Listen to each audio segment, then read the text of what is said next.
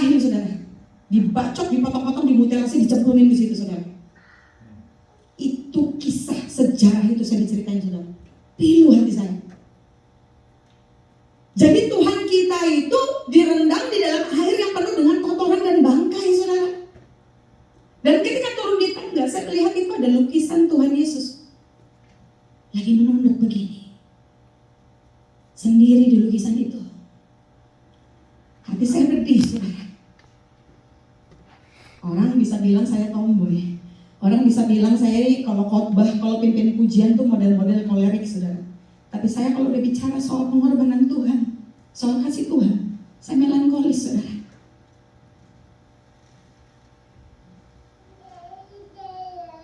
Lalu saya lihat lukisan Tuhan Yesus lagi sendiri, lagi sedih, diam. Waktu saya turun tangga itu, saya lihat lukisan itu. Saya lihat, waduh, hati saya seperti tersayat. Lalu saya turun, anak tangga demi anak tangga. Dan saya terus komunikasi sama Tuhan. Tuhan, Engkau dikurung di sini Tuhan. Engkau direndam semalam-malaman. Ada segini saudara. Tujuannya apa? Memang benar-benar niat banget Tuhan tuh mau disiksa. Udah dipukuli, ditangkap, disesak saudara. Direndam semalam-malaman saudara di penjara rumah Imam Kayafas saudara. Dengan air segini. Saudara bisa bayangkan kalau Tuhan kita ngantuk, dia turun begini, apa nggak tenggelam saudara?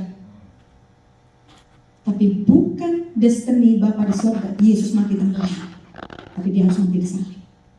Saudara bisa bayangkan dengan tubuh penuh luka, direndam semalam-malaman di air yang wow. Kita kadang berangkat ibadah hujan sedikit aja becek nggak mau ya. Hujan becek, habis sepatu baruku kotor. Halo?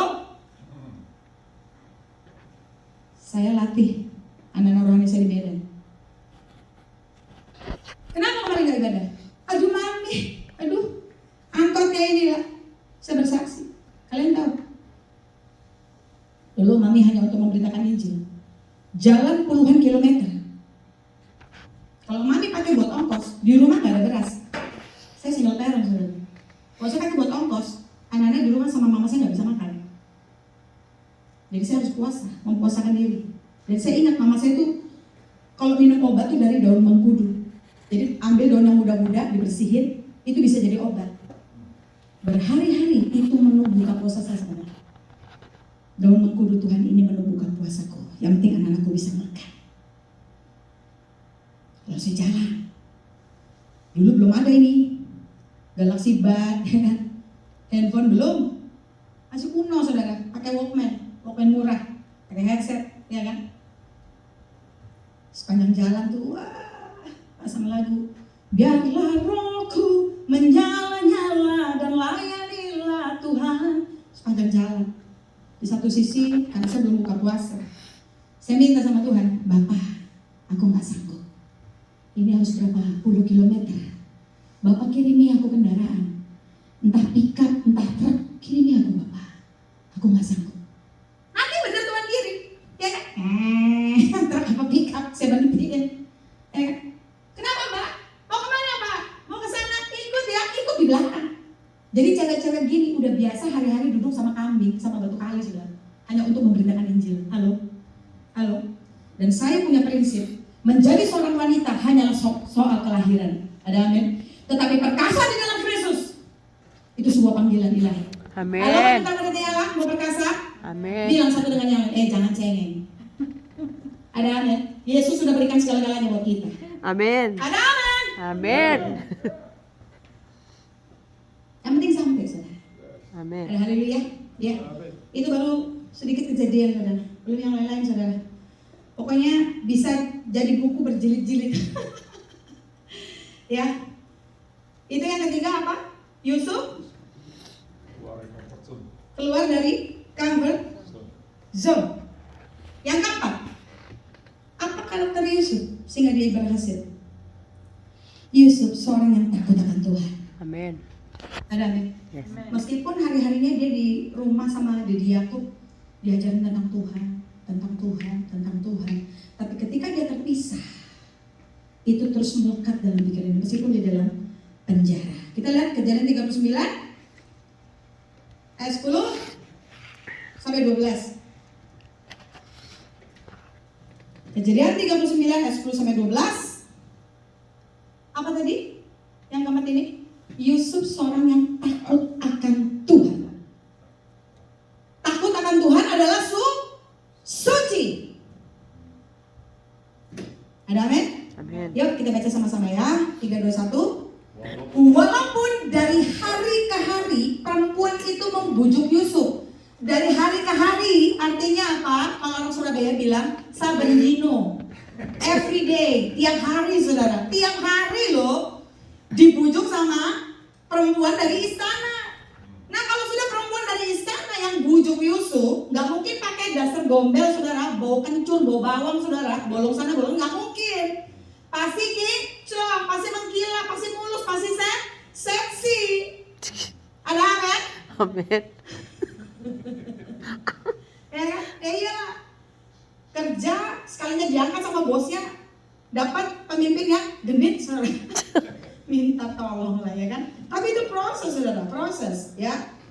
Ya, yuk kita ulang. Walaupun dari hari ke hari perempuan itu membujuk Yusuf, Yusuf tidak mendengarkan bujukannya untuk tidur di sisinya dan bersetubuh dengan dia. Ayat 11. Pada suatu hari masuklah Yusuf ke dalam rumah untuk melakukan pekerjaannya, sedang dari seisi rumah itu seorang pun tidak ada di rumah itu. Gak ada siapa-siapa di rumah itu saudara. Godaan bukan? Godaan ya. Saudara, apa yang kita kerjakan di dalam gereja, maaf, di mimbar sekalipun, belum tentu asli.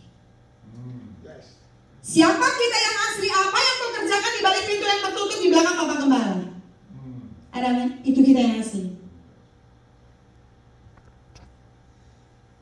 Kasih salam dulu kiri kanan, bilang iya juga ya.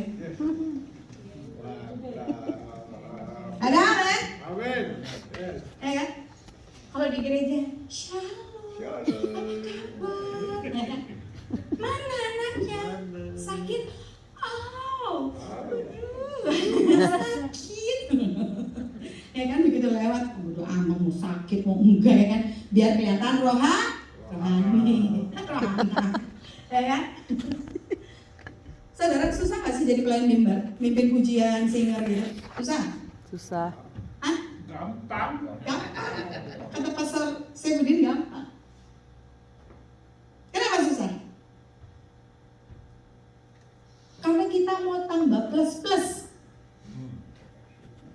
Bagaimana sih statement yang murni melayani mimbar? Saudara kalau lagi saat teduh, nyanyi gak buat Tuhan? Nyanyi kan? Nyanyi lagu apa? Gak mungkin maju tak bentar, pasti lagu rohani. Beda gak? Ya kan? Saudara kalau lagi berdua-duaan sama Tuhan di kamar doa tertutup dikunci, kira-kira kau show off nggak? Ya kan sebab Tuhan, putar kayak balerina gitu. Kira-kira gitu nggak? Show off nggak? Enggak kan? Tapi kalau di mimbar kenapa kita show off? Pasti. Langsung dijawab dong. Pelayan mimbar, simple. Apa yang kau kerjakan di dalam kamar doa yang tertutup di mana nggak ada yang lihat, kau pindahkan ke mimbar. That's it, cuma itu saudara, sederhana. Yes. Ada amin. Amin. Hari-hari ini Tuhan sedang panggil kita pemulihan Pondok Daud. Makanya Tuhan mau saya buka gereja di Surabaya namanya Temple of David. Kemah Daud kita, masing-masing pribadi harus dipulihkan. Pribadi kita harus dipulihkan. Tembok-tembok yang rontok-rontok yang jebol-jebol saudara harus dipulihkan. Ada amin. Amin. Ya. Nah, hilang. Dan Tuhan mengajar saya begini saudara. Kita nggak akan bisa menjadi penyembah yang benar. Tapi sebelumnya saya tanya dulu, berapa banyak saudara percaya kita dipanggil menjadi penyembah yang benar? Amin. Yes. Yohanes pasal 4 ayat 23 sampai 24. Penyembah yang benar. Kita percaya? Ya, yang menyembah Bapa dalam roh dan sebab Kebenaran. Bapa menghendaki penyembah-penyembah yang demikian. Ya. Jadi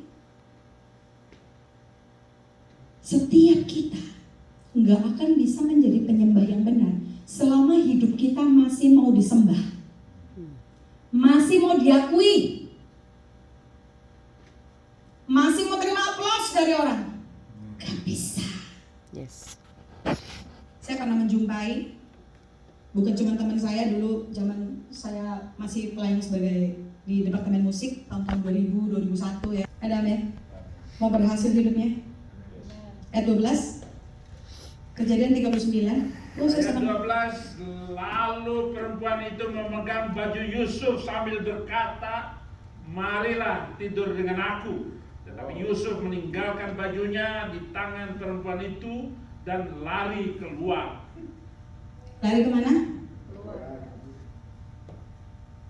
Ada kejadian di Medan. Dekat Medan itu ada daerah Brastagi. Ya, itu namanya Amen. Kejadian 50 ayat 20. Kejadian 50 ayat 20. Kejadian 50 ayat 20, demikian firman Tuhan.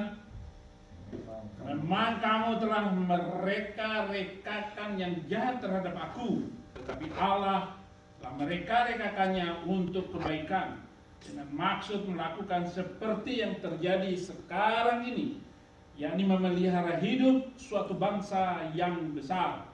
Amin. Amin. Tahun 2023 ini lagi gembar-gembor masa kelaparan. Diisukan dalam satu hari bisa ada 200.000 orang mati karena kelaparan.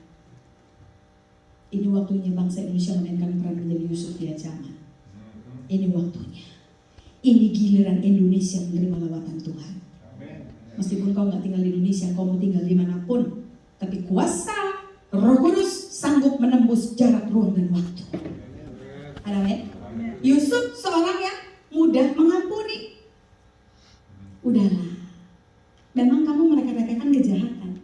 Tapi saudara tahu nggak, mata Tuhan tuh jauh melihat ke depan akan terjadi kesusahan aniaya besar di bangsa ini, saudara. Di bangsa-bangsa, saudara. Makanya Tuhan izinkan pandemi